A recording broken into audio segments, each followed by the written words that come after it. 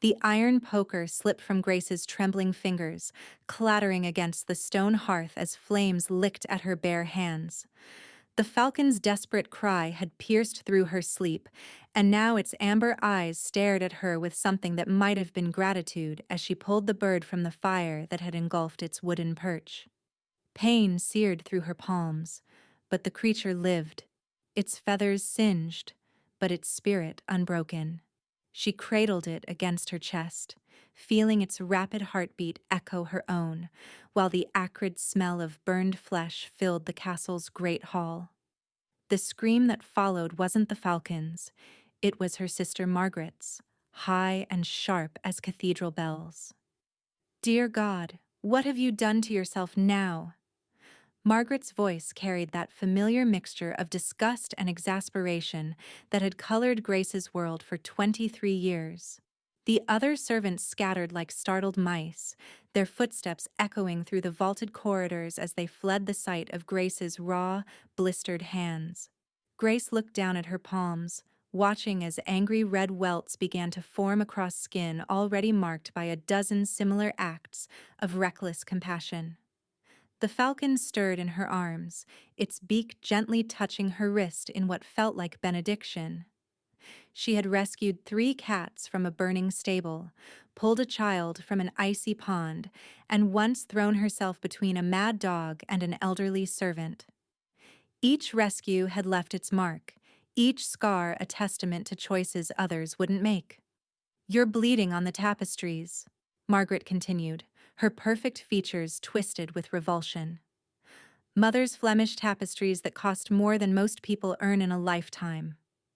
She gestured toward the walls where threads of gold and silver depicted saints and angels, their faces serene and unmarked by suffering. "Look at yourself, Grace. Just look."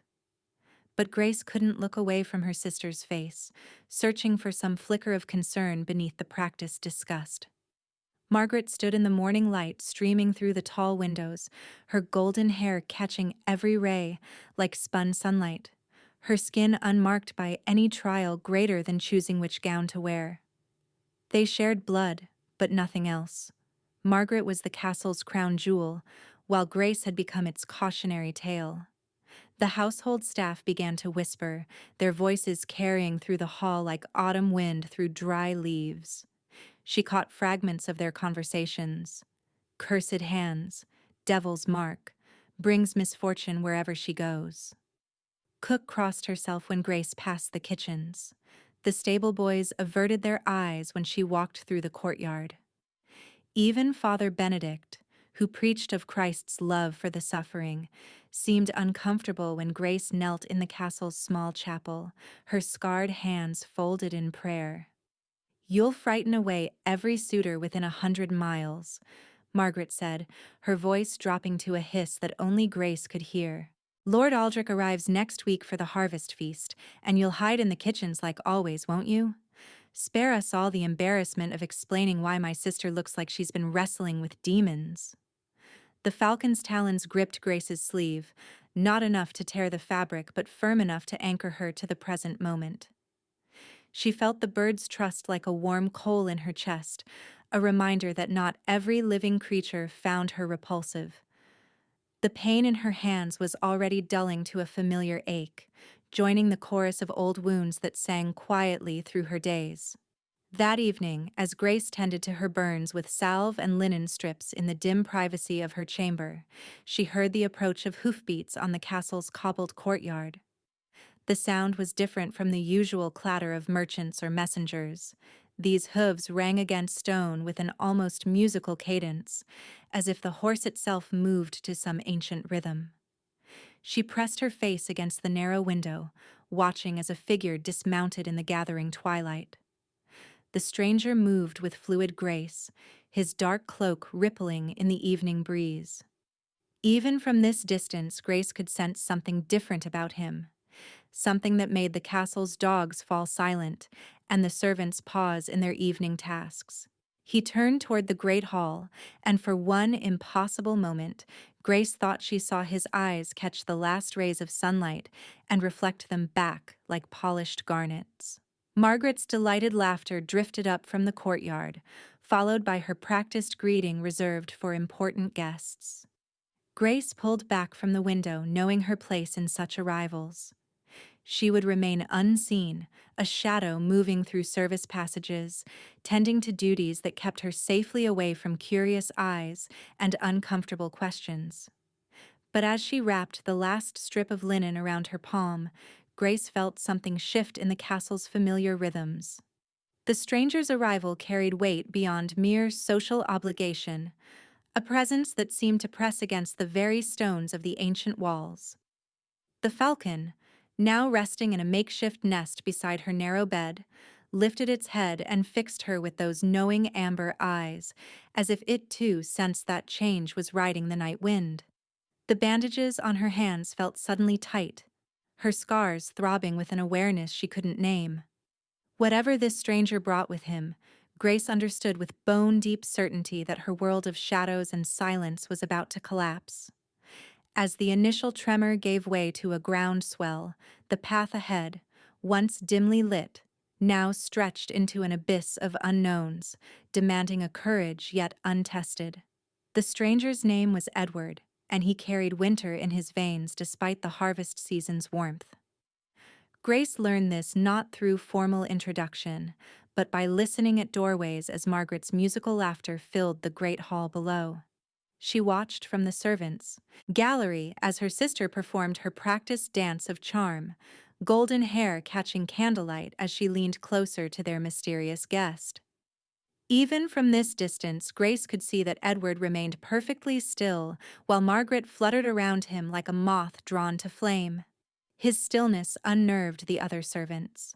Cook muttered prayers under her breath when she carried trenchers to the high table, and young Timothy, usually bold enough to steal glances at visiting lords, kept his eyes fixed firmly on the flagstones. Only Grace found herself drawn to study him, noting how shadows seemed to gather around his shoulders like old friends, how his pale hands never trembled even when lifting delicate goblets. On the second night of Edward's visit, Grace made her crucial mistake.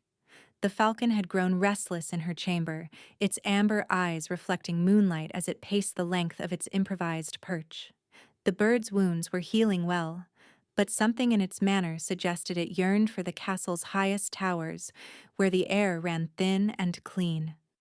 Against her better judgment, Grace wrapped her cloak around her shoulders and gathered the falcon into her arms. The castle's upper reaches were forbidden to her after sunset, Margaret's explicit orders to prevent any unfortunate encounters with guests, but Grace knew every hidden stairway and forgotten passage. She climbed through darkness, guided by touch and memory, her bandaged hands careful against the rough stone walls. The falcon remained calm in her arms, trusting her completely despite its wild nature. She emerged onto the battlements as clouds shifted across the moon, revealing the ancient stones in silver relief. The falcon immediately spread its wings, testing the night air with obvious pleasure. Grace smiled despite her throbbing palms, watching the creature remember what it meant to soar. She was so absorbed in the bird's joy that she didn't notice the figure standing in the tower's shadow until he spoke. "She's beautiful," Edward said, his voice carrying no surprise at finding Grace in this forbidden place. "The falcon. Her spirit burns bright despite her recent trials." Grace spun toward him, nearly losing her grip on the bird. In the moonlight, Edward's features seemed carved from marble, pale and perfect, except for his eyes. Those were darker than midnight water, with depths that seemed to pull at something deep in her chest. He stepped closer, moving with that same fluid grace she'd observed from her window, and Grace instinctively pulled her cloak's hood forward to hide her face. "My lord," she whispered, dropping into the awkward curtsy her scarred hands would allow. "I didn't know anyone else was here. I'll return to my chambers immediately." "Will you?" Edward asked, and something in his tone made her look up despite herself. "Before you tell me why you saved her? A wild creature like this falcon doesn't often show such trust to human hands." The bird in question chose that moment to nip gently at Grace's wrist, a gesture of pure affection that made Edward's lips curve into something that wasn't quite a smile. Grace felt heat rise in her cheeks, knowing her scars were visible even in moonlight, knowing this nobleman must be wondering what manner of creature Margaret's household harbored. She was trapped in the fire, Grace said simply. I couldn't leave her to burn. Even though it cost you pain? Edward moved closer, and Grace caught a scent like winter pine and something darker, something that reminded her of deep forest pools where sunlight never reached. Your hands bear the marks of other rescues as well. The stable fire last spring, wasn't it? And before that, the pond incident. Grace's breath caught. No one ever remembered her small acts of mercy, the moments when she chose another's welfare over her own safety. They only saw the aftermath, the scars that marked her as different, dangerous, touched by misfortune. You've been watching me, she said, and it wasn't quite a question. I've been seeing you, Edward corrected, and the distinction sent ice through her veins. While others look away from what they fear to understand, I see a woman who places compassion above comfort, courage above safety. Your sister speaks of your scars as shame, but I wonder if she's ever asked what noble acts created them. The falcon suddenly took flight, soaring from Grace's arms to circle the tower once before disappearing into the night. Its departure left Grace feeling exposed, her purpose for being here dissolved into darkness. Edward watched the bird's flight with something like approval before turning his attention back to her. You should go, Grace whispered. If Margaret finds us together, she'll what? Edward's voice carried genuine curiosity. Punish you for existing? Make you feel smaller than you already do? Child, you live in a prison of others' making, and you've convinced yourself you deserve the bars. The words struck like physical blows, not because they were cruel, but because they rang with terrible truth. Grace wrapped her arms around herself, feeling suddenly cold despite her cloak.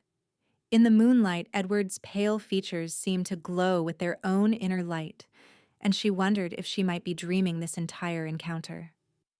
I know what I am, she said, lifting her chin with more defiance than she'd shown in years. I know why people turn away. Do you? Edward stepped close enough that she could see the fine lines around his eyes, could catch the scent of winter that clung to his skin like morning frost. Tell me then, Grace Davis, what you think you are. Hearing her name from his lips sent electricity through her bones. She hadn't given it to him, hadn't introduced herself, yet he spoke it like a prayer, like something precious he'd been saving. The realization should have frightened her, but instead it kindled something warm and dangerous in her chest. I'm the scarred sister, she said, her voice growing stronger with each word. The one who brings misfortune, the stain on an otherwise perfect household, the creature who damages everything she touches. Edward was quiet for a long moment, studying her face with those impossible dark eyes. When he finally spoke, his voice carried weight like millstones, like ancient vows spoken in forgotten languages. You are a woman who bears the wounds of her own compassion, he said. A soul who chooses pain over cowardice, who values life above appearance. You are beautiful in ways Margaret will never comprehend, marked by grace rather than cursed by fate. The words hung between them like incantations, and Grace felt something fundamental shift in her understanding of herself. No one had ever spoken to her like this, had ever looked past her scars to see the choices that created them. Edward's gaze felt like sunlight after years of shadow, warm and honest and completely without pity. Why are you telling me this? She whispered. Because truth is the only gift worth giving, Edward replied, and because you deserve to hear it from someone who sees clearly. The sound of voices from the courtyard below broke the spell between them. Margaret's laughter carried on the night air, followed by the deeper tones of the castle's other guests.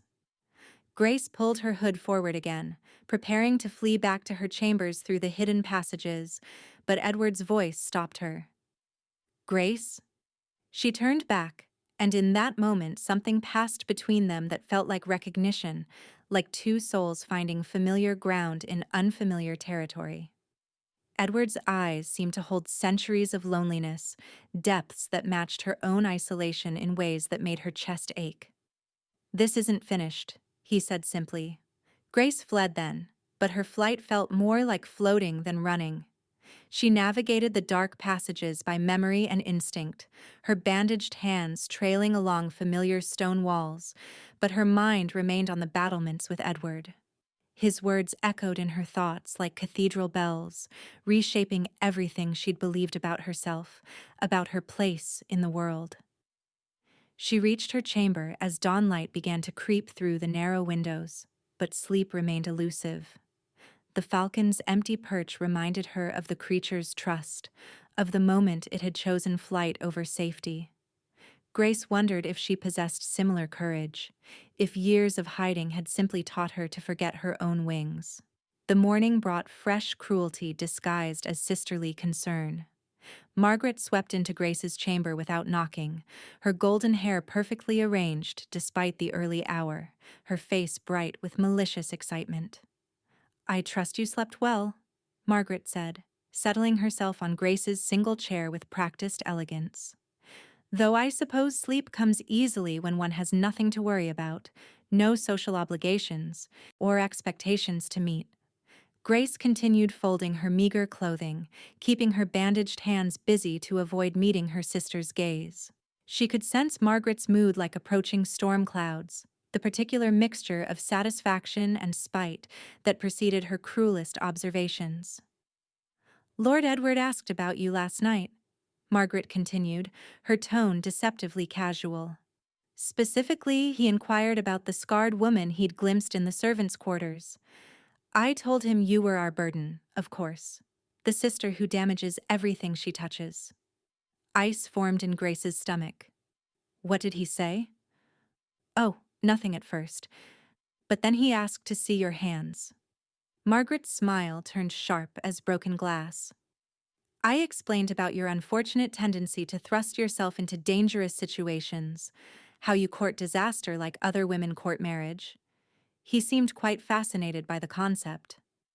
Grace's fingers stilled on the rough fabric in her hands. Edward had asked to see her scars, had wanted Margaret to display them like curiosities in a traveling show. The warmth she'd felt during their midnight encounter curdled into familiar shame, the brief hope he'd kindled now ash in her mouth. "I'm sure he was merely being polite," Grace said quietly. "Polite?" Margaret laughed, the sound like silver bells with cracked hearts. "Dear sister, you mistake morbid curiosity for kindness. Lord Edward collects unusual things, rare books, strange artifacts, creatures that don't quite fit the natural order. I suspect you simply caught his attention as another oddity." The words landed like physical blows, each one precisely aimed at the places where Grace's new confidence had begun to bloom. She felt herself shrinking back into familiar shadows, the brief moment of feeling seen and valued now revealed as elaborate delusion. Edward had looked at her the way others looked at two-headed calves or dancing bears, with fascination for the unnatural, the damaged, the grotesque. "He asked if he might examine your scars more closely," Margaret continued, clearly savoring each word. "I told him that would be highly inappropriate, of course, but he seemed quite insistent. He has particular interest in wounds that tell stories, apparently, the marks of trauma and survival." Grace set down her clothes with careful precision, her movements deliberate to prevent her hands from shaking. She wouldn't give Margaret the satisfaction of seeing how deeply the words cut, wouldn't reveal that for one impossible night she'd believed someone might see beauty in her brokenness. "I'll stay in my chambers while he's here," Grace said.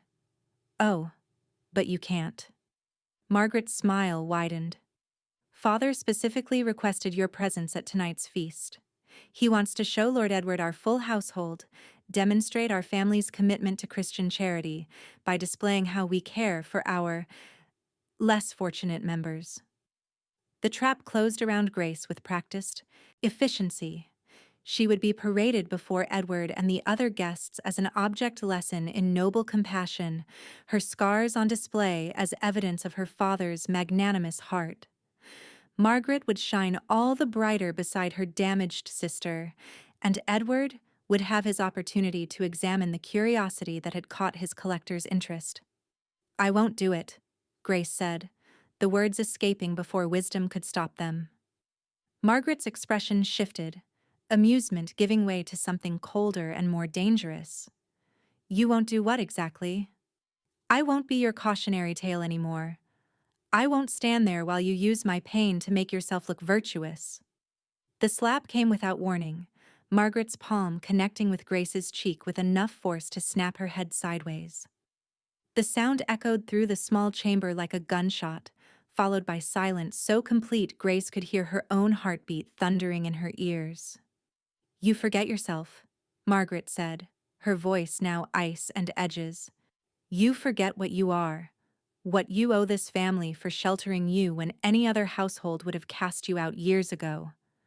Father's charity has limits, sister, and you've been testing them."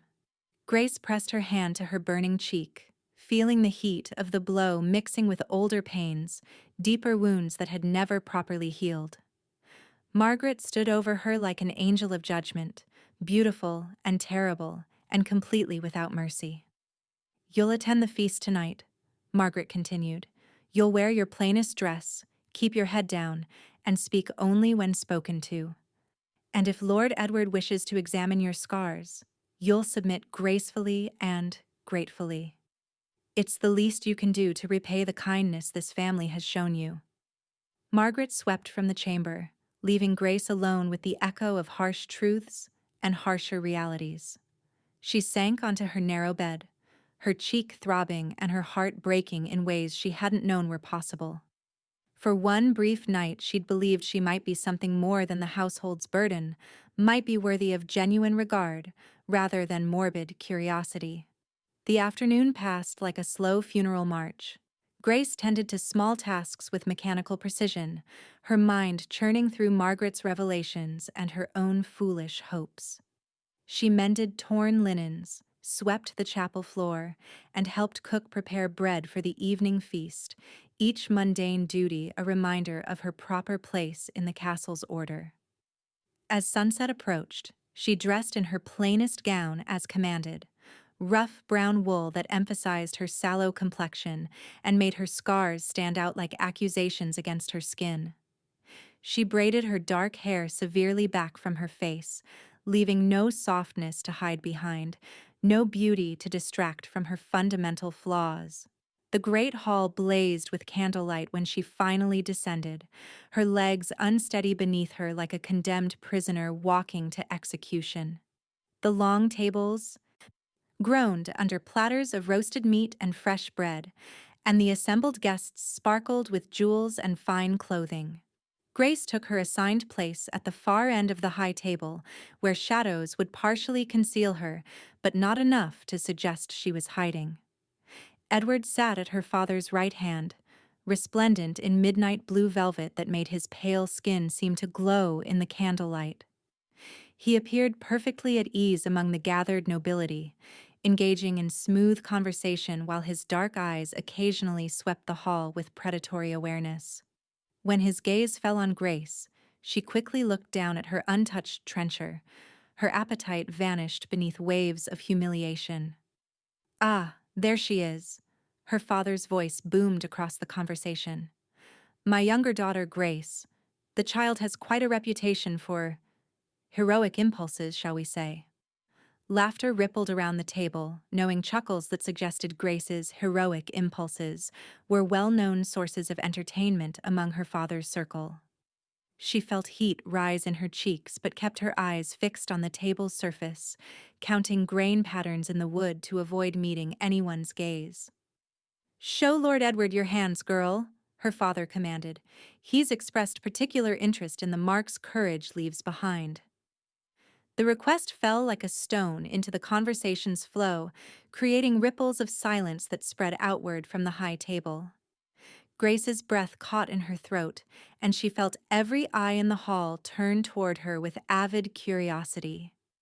This was the moment Margaret had prepared her for, the display of damage that would cement her place as the household's living cautionary tale. "Come now, don't be shy," her father continued, his voice carrying the particular heartiness he used when performing acts of public charity. "Lord Edward is a student of human resilience. Your scars tell the story of selfless devotion, do they not?" Grace's hands lay motionless in her lap, still wrapped in clean linen despite the healing progress of her burns. She could feel Edward's attention like physical weight, could sense his dark eyes studying her with that collector's intensity Margaret had described. The hall waited in expectant silence. Dozens of faces turned toward her with varying degrees of amusement, pity, and disgust. Slowly, with movements that felt like lifting millstones, Grace raised her hands and began unwrapping the linen strips. Each layer that fell away revealed more of the angry red welts from the falcon rescue, the white lines of older scars, the map of compassionate choices written across her skin in permanent ink. The assembled nobles leaned forward slightly, drawn by the morbid fascination of witnessing someone else's damage. Edward rose from his seat and moved around the table toward her, his footsteps silent on the rushes that covered the floor. Grace kept her eyes lowered as he approached, but she could sense his presence like approaching winter could feel the strange energy that surrounded him like an invisible cloak. "May I?" he asked, and his voice carried none of the clinical curiosity she'd expected. Instead, it held something that sounded almost like reverence. Grace nodded, not trusting her voice, and extended her hands toward him. Edward's fingers were cool against her burning palms as he cradled her hands in his own, turning them gently to study each scar, each mark of old pain.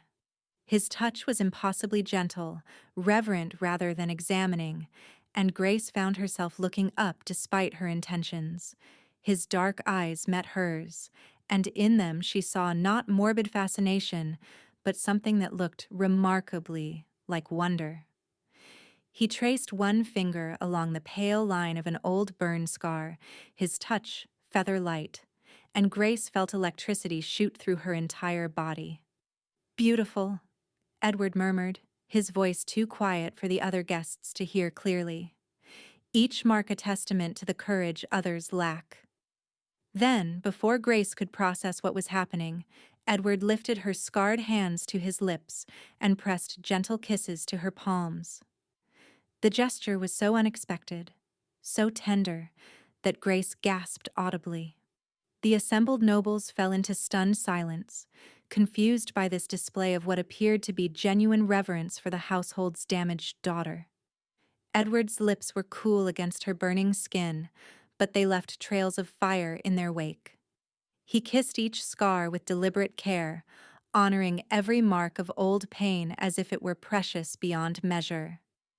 Grace felt tears spring to her eyes, not from humiliation, but from overwhelming recognition that someone finally saw her scars as she'd always hoped they might be seen, as evidence of love rather than proof of damage. "My lord," Margaret's voice cut through the silence like a blade, high and strained with barely controlled panic. "Such displays are hardly appropriate in mixed company." Edward straightened slowly, releasing Grace's hands with obvious reluctance. When he turned toward Margaret, his expression held something that made several guests shift uncomfortably in their seats. "Forgive me," he said, his voice carrying cold courtesy. "I was moved by such evidence of selfless devotion. It's rare to encounter genuine nobility of spirit in these modern times." The words hung in the air like accusations, and Grace realized she was witnessing something unprecedented in her father's hall. Someone defending her actions, honoring her choices, treating her scars as badges of honor rather than marks of shame. Margaret's face had gone pale beneath her carefully applied cosmetics, and their father looked uncertain for the first time Grace could remember. Edward returned to his seat but continued to watch Grace throughout the remainder of the meal. Each time their eyes met, she felt that strange recognition again, that sense of finding something she hadn't known she was searching for. His defense of her had shifted something fundamental in the hall's dynamics, and she could see the other guests reassessing their assumptions about the scarred daughter who sat in shadows. But Margaret wasn't finished. As the final courses were cleared and most guests began to drift toward other entertainments, Margaret maneuvered herself closer to Edward with predatory grace.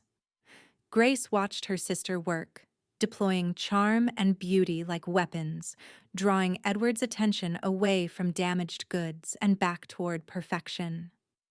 "I fear my sister has given you the wrong impression," Margaret said, her voice pitched to carry just far enough. "Grace has always been impulsive in her compassions. We've tried to cure her of such dangerous tendencies, but she seems drawn to suffering like moths to flame." "And you find this troubling?" Edward's voice held curious neutrality. "I find it tragic," Margaret replied smoothly. "A woman who courts pain, who seeks out opportunities to be wounded, who uses her scars to manipulate sympathy from unsuspecting gentlemen. There's something rather unnatural about it, don't you think?" Grace felt the words land like poison arrows, each one precisely aimed at the connection she'd felt building with Edward. Margaret was reframing her rescues as attention-seeking behavior, her scars as tools of manipulation rather than evidence of courage. The brilliant cruelty of the attack left Grace breathless. Edward was quiet for a long moment, his dark eyes moving between the two sisters with calculating assessment. When he finally spoke, his words carried the weight of final judgment. "I think," he said carefully, "that some souls are called to bear witness to suffering, to step into harm's way when others retreat to safety. Such souls often pay a price for their compassion, but the alternative, a world where no one risks themselves for others, would be far more tragic." Margaret's smile faltered slightly, but she recovered with practiced ease. "How beautifully put, my lord. Though I wonder if you might feel differently if you'd spent years watching someone court disaster, if you'd seen the pattern repeat itself again and again, despite all efforts to guide them toward wiser choices." "I might wonder," Edward replied, his gaze finding Grace across the hall. "Why those closest to such a soul would seek to discourage, rather than honor their sacrificial nature. But then, not everyone recognizes nobility when they encounter it." The conversation continued, but Grace no longer heard the words. She was drowning in the realization that Edward saw through Margaret's manipulation, that he understood the true nature of what her sister was attempting. But she was also drowning in the knowledge that this moment of recognition, this brief taste of being truly seen and valued, would end when Edward departed the castle. Men like Edward didn't stay in places like this, didn't build lives with scarred women who lived in shadows. He would leave, carrying his strange winter energy and impossible dark eyes back to whatever world had shaped him, and Grace would remain trapped in her familiar prison of others' expectations. As the evening wore toward its close, Grace slipped away from the hall and climbed once again to the battlements. The night air was cool against her burning cheeks, and she stood where she'd met Edward the previous evening, trying to recapture some echo of that moment when she'd felt beautiful and valued. She didn't have long to wait. Edward appeared as silently as mist, moving through moonlight like he was born to it. This time, Grace didn't startle at his approach, didn't attempt to hide her face or minimize her presence. Something had changed between them during the evening's strange dance of revelation and defense.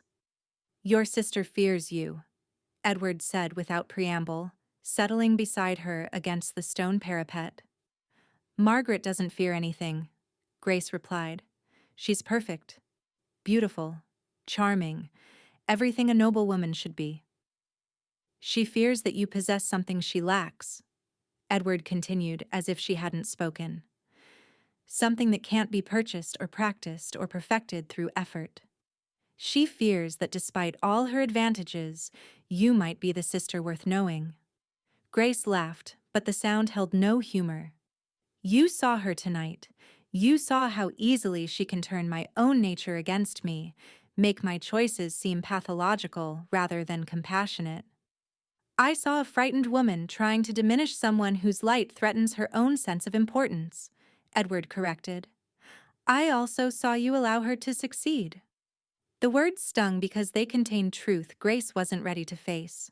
She had allowed Margaret's poison to seep into her confidence, had let familiar patterns of shame overwrite Edward's earlier affirmations. But knowing the truth and changing it were different challenges entirely. What would you have me do? Grace asked. Declare myself worthy despite all evidence to the contrary? Pretend that scars make me beautiful instead of damaged? The world sees what it sees, Edward. I can't change that with wishful thinking. Edward was quiet for long moments, studying her face in the moonlight with that intensity that made her feel transparent. When he finally spoke, his words carried weight like ancient prophecies. The world sees what it's been taught to see, he said, but some of us see deeper. Look past surface appearances to the truth beneath. Your scars don't make you beautiful, Grace. Your willingness to bear them in service of others does. And when you leave? The question escaped before Grace could stop it, revealing fears she'd tried to keep buried. When you return to your own life, your own world, what then? Do I pretend this conversation never happened? Do I go back to accepting Margaret's version of reality? Edward turned toward her fully, and in his dark eyes Grace saw something that looked like ancient sadness mixed with terrible hope. What if I told you that you didn't have to go back? What if I offered you a different choice entirely? What kind of choice? The kind that changes everything, Edward replied. The kind that transforms rather than merely relocates problems. Grace felt her heart begin to race, though she couldn't say why. There was something in Edward's tone, something in the way moonlight seemed to gather around him like he was drawing it into himself, that suggested they were no longer speaking of ordinary possibilities. I don't understand, she whispered. Edward smiled then, and for the first time Grace noticed how sharp his teeth looked in the moonlight, how his pale skin seemed to glow with its own internal luminescence. You will, he said simply. Before dawn breaks, you'll understand everything. The promise hung between them like a bridge over an abyss, and Grace realized she was standing at a threshold beyond anything she'd previously imagined. Whatever Edward was offering, whatever choice he was preparing to present, she sensed it would irrevocably alter the trajectory of her existence. Above them, clouds began to gather across the moon, and Grace felt the first drops of rain begin to fall. But instead of seeking shelter, Edward tilted his face toward the sky as if welcoming the storm, and Grace found herself doing the same. Whatever was coming, whatever transformation Edward hinted at, she would meet it as she'd met every other trial, with courage born from too much pain and not enough choices. With the dawn of a new, uncertain day, the tangled threads of truth and deceit converged, poised for a reckoning that would redefine everything. The storm that had threatened at midnight now raged against the castle walls with voices like the damned, but Grace barely noticed the rain lashing through her chamber window. She sat on her narrow bed, still wearing the rough brown gown from the feast, her mind churning through Edward's cryptic promise. The kind that changes everything, the kind that transforms rather than merely relocates problems. Sleep had abandoned her completely. Each time she closed her eyes, she saw Edward's face in the moonlight, the way shadows gathered around him like living things, how his teeth had gleamed sharp as winter stars when he smiled. There was something beyond mortal about him, something that made the air itself seem to bend in his presence. A soft knock interrupted her restless thoughts. Grace opened her chamber door to find young Timothy, the stable boy, his face pale with fear and excitement. "Begging your pardon, miss," he whispered, glancing nervously down the corridor. "But Lord Edward requests your presence in the great hall. Says it's urgent, miss. Says you'll understand." Grace's heart hammered against her ribs. "Now? In the middle of the night?" "Yes, miss. He's waiting by the great hearth. Alone. The other guests retired hours ago." Timothy shifted from foot to foot, clearly uncomfortable with this midnight message. "He said to tell you the choice can't wait for dawn." The words sent ice through Grace's veins, but she nodded and dismissed the boy. Whatever Edward wished to reveal, whatever transformation he'd hinted at, the moment had arrived. She wrapped her cloak around her shoulders and made her way through the castle's sleeping corridors, her bare feet silent on the cold stones. The great hall stretched before her like a cathedral of shadows, lit only by the dying embers in the massive hearth. Edward stood motionless before the fire, his dark cloak pooled around him like spilled ink. When he turned at her approach, Grace gasped. His eyes blazed crimson in the firelight, no longer merely dark but burning with inhuman intensity. "You came?" he said, and his voice carried harmonics that seemed to resonate in her bones, "even knowing what you might discover." "What are you?" Grace whispered, though part of her had already guessed. The impossible stillness, the way shadows clung to him, how her scarred hands had tingled at his touch. All the pieces assembled themselves into a picture that should have terrified her. "I am what your world has forgotten," Edward replied, stepping closer with that fluid grace that defied natural movement. "What your church teaches you to fear, what your stories warn against in whispered tales. I am hunger and eternity, darkness and endless night." Grace's breath caught, but she didn't retreat. "You're saying you're a creature of the night, a drinker of blood, an immortal soul trapped between life and death." Edward's crimson eyes never left her face, searching for the fear he expected to find. "I have walked this earth for 7 centuries, Grace. I have seen empires rise and fall, watched countless mortals live their brief, bright lives and fade into memory." The revelation should have sent her fleeing in terror, but instead, Grace found herself stepping closer. Everything about Edward suddenly made sense. His preternatural awareness, the way time seemed to slow around him, how he'd seen through Margaret's manipulations with centuries of experience reading human nature. "Why are you telling me this?" she asked. "Because in 700 years of existence, I have never encountered a soul like yours," Edward said, his voice dropping to barely above a whisper. "Never found someone who bears their wounds like badges of honor, who chooses sacrifice over safety with such consistent grace. You are remarkable, Grace Davis, and remarkability deserves truth." Thunder crashed outside the hall, and lightning illuminated the ancient tapestries with stark clarity.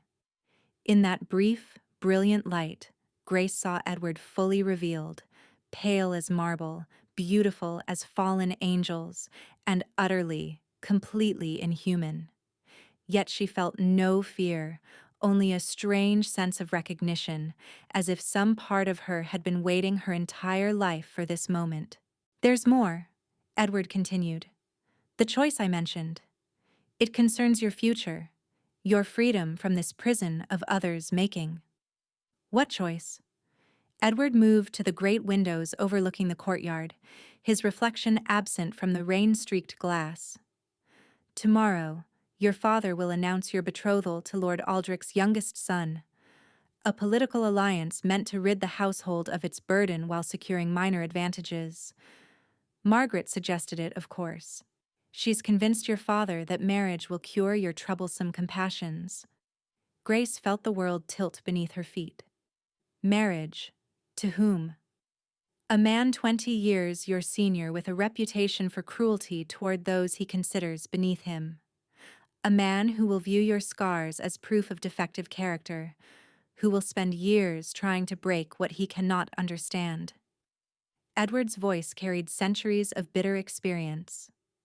You will become another casualty of political convenience, your spirit crushed beneath the weight of expectations you can never meet. The pronouncement landed like a physical blow.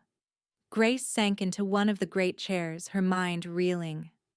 Marriage to a stranger, exile from the only home she'd known, years of trying to hide her true nature from a husband who would despise everything that made her unique. It was a future of slow suffocation, of daily death by increments. Unless, she whispered, sensing there was more to Edward's revelation. Unless you choose transformation over surrender, Edward said, turning from the window to face her fully. His crimson eyes blazed with intensity that seemed to pierce her very soul. Unless you accept what I offer, eternal night instead of mortal exile, freedom instead of another prison. Grace's heart hammered against her ribs. You're asking me to become like you. I'm offering you immortality, Grace.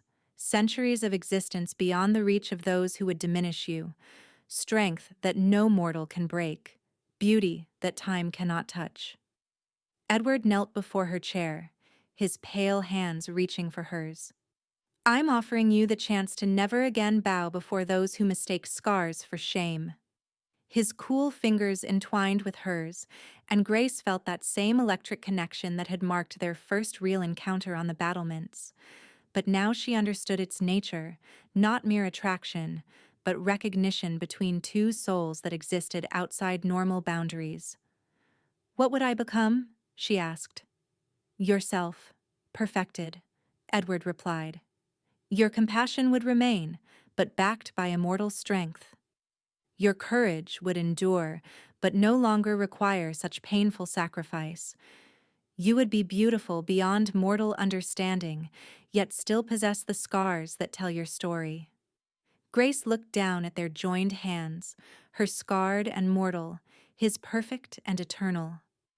The contrast should have emphasized their fundamental differences, but instead it highlighted their strange compatibility. Edward saw beauty in her damage, honor in her choices, value in everything others dismissed. The cost? She whispered. Sunlight becomes your enemy. Human food loses its appeal. You must feed on blood to survive, though you need not kill. I will teach you gentler ways. Edward's voice carried absolute honesty, hiding nothing of what such transformation would require. You will watch mortal friends age and die while you remain unchanged. You will exist forever on the margins of human society. And if I refuse? Edward's hands tightened on hers. Then I will depart at dawn, and you will marry Lord Aldrich's son in 3 weeks' time. You will spend your remaining years trying to become someone you are not, apologizing for impulses that make you magnificent, hiding the very qualities that drew me to you. The choice crystallized before Grace with terrible clarity. Remain mortal and accept slow destruction of everything that made her unique, or embrace transformation and claim power beyond mortal limitations. Stay trapped in others' expectations, or step into immortal freedom with a creature who saw her scars as beautiful. Would you love me? The question escaped before wisdom could stop it, revealing fears she'd tried to keep buried.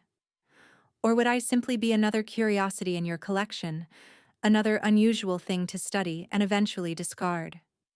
Edward's crimson eyes blazed brighter, and when he spoke, his voice carried the weight of absolute certainty. Grace Davis, I have loved you since the moment I saw you cradle that wounded falcon, choosing its pain over your own safety. I have loved you through 7 centuries of searching, though I didn't know what I sought until I found it. You are not a curiosity. You are the answer to questions I'd stopped asking. Thunder crashed again, closer this time, and the great hall's shadows seemed to pulse with supernatural energy. Grace felt the moment stretching between them like a bridge that could only be crossed once, in one direction, with no possibility of return. If I choose transformation, she said slowly, will you stay? Will we face immortality together? For as long as you desire my presence, Edward replied. Through centuries of nights, through whatever challenges eternity provides, I offer not just transformation, but partnership.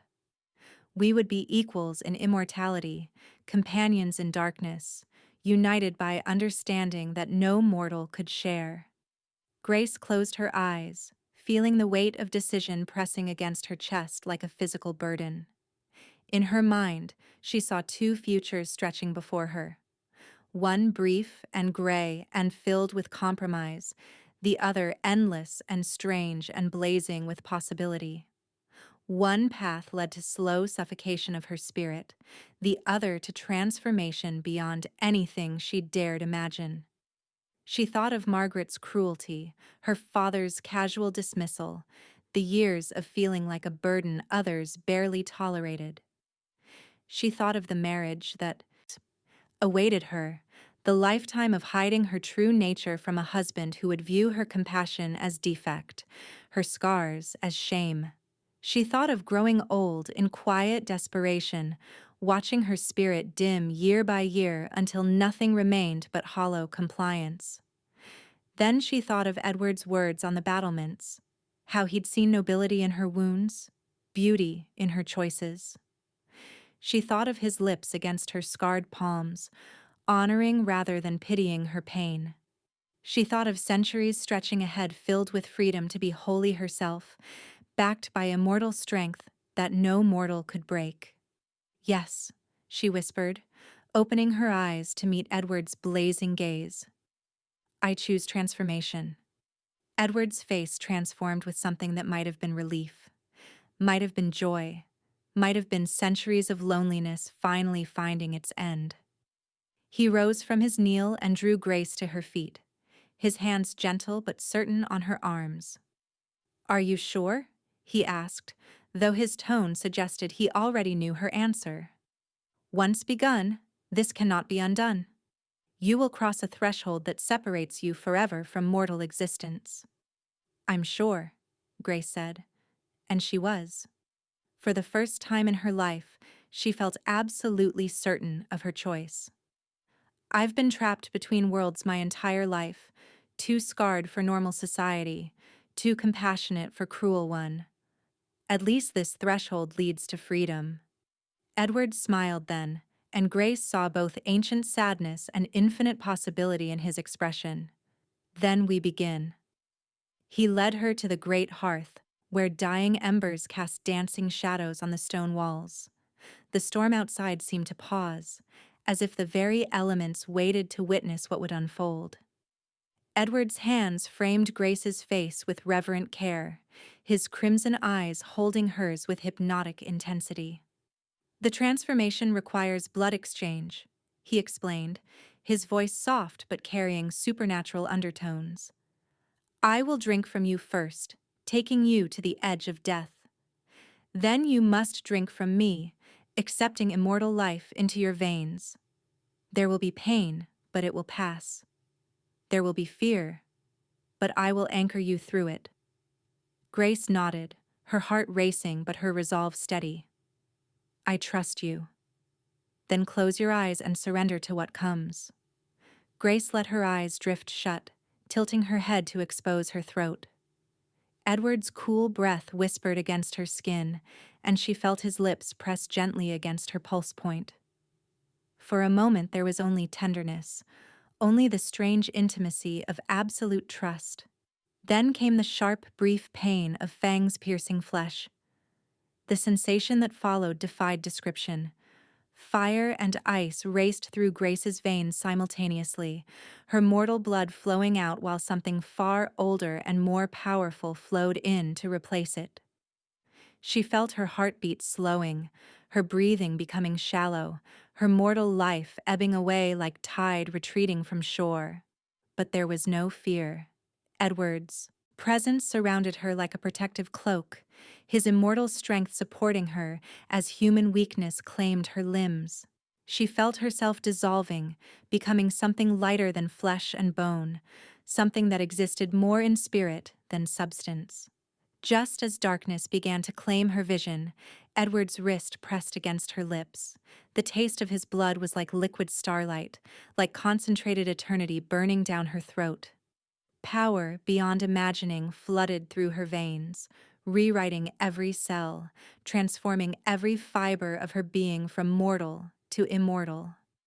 The change was agony and ecstasy combined, death and birth occurring simultaneously.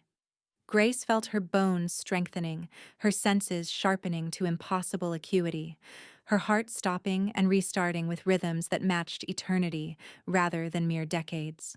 Her scars remained but became luminous, like silver tracery against marble skin, beautiful rather than damaged. When her eyes opened, the world blazed with supernatural clarity. Every detail of the great hall stood out with perfect definition: dust motes dancing in firelight, the grain of wood in ancient beams, the very texture of shadows pooling in corners. She could hear Edward's breathing, the storm outside, even the sleeping heartbeats of castle inhabitants floors away. And Edward blazed before her like a dark angel, beautiful beyond mortal comprehension. His crimson eyes held welcome and wonder, ancient loneliness finally finding its answer. When he spoke, his voice carried harmonics that resonated through her transformed being. "Welcome to immortality, Grace." Grace rose from where she'd sunk beside the hearth, marveling at the fluid grace of her movements, the strength that flowed through limbs that moments before had been merely human. She looked down at her hands, still scarred but now luminous, like silver rivers flowing through moonlight. The marks of her compassion had become beautiful beyond description. "I can feel everything," she whispered, her voice carrying new depths, new power. "Every heartbeat in the castle, every breath, every dream. Your senses will stabilize as you adjust to immortal existence," Edward said, moving to stand beside her. "But yes, you now perceive the world as it truly is, layered with energies and emotions mortals cannot detect." Grace turned toward the great windows and gasped. Though her reflection was gone, she could see through the storm with perfect clarity, could perceive the very life force that pulsed through sleeping villages miles away. The world had become an endless tapestry of sensation, and she was no longer a damaged observer, but an integral part of its immortal weaving. "What happens now?" she asked. Edward's hand found hers, their immortal flesh cool and perfect together. "Now we leave this place that never understood you. We step into the night that welcomes us both. We begin an existence where your scars are honored as beauty, where your compassion is backed by immortal strength." As if summoned by his words, the great hall's doors burst open. Margaret stood silhouetted in the doorway, her golden hair wild from sleep, her perfect features twisted with rage and something that might have been fear. "I knew it," she hissed, stepping into the hall with predatory grace. "I knew there was something unnatural about him, something wrong. And you," her gaze fixed on Grace with venomous intensity, "you've made yourself into something even more monstrous than before." Grace felt immortal power flowing through her veins, felt strength that could crush Margaret's cruelty with casual ease. But instead of violence, she felt only profound pity for her sister's limited understanding, her inability to see beauty in anything that didn't match her narrow definitions. "I've made myself free," Grace replied, her voice carrying new authority. "Something you've never allowed me to be." Margaret's face contorted with fury. "Free? You've damned yourself, Grace. Made yourself into a creature that belongs in hell, not among decent people. Father will hunt you down. The church will—" "The church will never find us," Edward interrupted, his voice carrying gentle finality. "We exist beyond their reach now, beyond the power of those who mistake uniqueness for corruption." Margaret whirled toward him, fear finally overtaking rage. "What are you? What have you made her into?" "I have made her into herself. Perfected," Edward replied. "I have given her immortal life to match her immortal spirit, strength to match her endless compassion. She's a monster, Margaret snarled, a creature of darkness, an abomination that will bring nothing but death and suffering. Grace stepped forward, and Margaret instinctively retreated. In that moment, Grace saw her sister clearly for perhaps the first time, beautiful but brittle, perfect but empty, trapped in her own prison of shallow expectations and fearful limitations. "I am what I have always been," Grace said with immortal certainty. "Someone who chooses compassion over cruelty, love over fear, sacrifice over safety. The only difference is that now I have the strength to make those choices without destroying myself." Margaret backed toward the doorway, her face pale with terror. "Father will come for you. The church will find nothing but an empty chamber and a farewell letter," Edward said calmly. "We will be long gone before dawn, vanished into the night that shelters those the day world cannot accept." As if to emphasize his words, the storm outside began to break, clouds parting to reveal the last hours before dawn. Grace felt the approaching sunlight like pressure against her transformed senses, her immortal nature already adjusting to new rhythms, new necessities. "It's time," Edward said, taking her hand. "The night calls, and we must answer." Grace looked back once at the great hall where she'd spent so many years in shadow and silence, where she'd been displayed as cautionary tale and treated as burden. It felt like looking at someone else's life, someone she'd once been but could barely remember. Margaret stood frozen in the doorway, watching as the sister she'd never understood prepared to step into immortality. For a moment, Grace saw something that might have been regret flicker across her perfect features, some recognition of the value she'd spent years trying to diminish. "Goodbye, Margaret," Grace said softly. "I forgive you for not understanding what you could never see." Then she and Edward moved together toward the great windows, their immortal forms dissolving into mist that flowed through the ancient glass like smoke through spiderwebs. They emerged into the storm-cleansed night as creatures of shadow and starlight, united by understanding that transcended mortal limitations. Behind them, Margaret's scream of rage and loss echoed through the empty hall, but it could not follow where they were bound. The night welcomed them with embraces that smelled of pine forests and mountain snow, of freedom and endless possibility.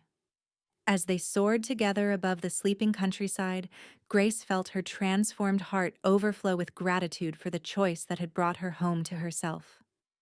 Her scars gleamed like silver rivers in the moonlight, beautiful and proud and finally, perfectly understood. She had found her place at last, not in the shadows of others' expectations, but in the infinite darkness where wounded souls could heal into something magnificent. The castle grew small below them, its troubles and cruelties dwindling to insignificance.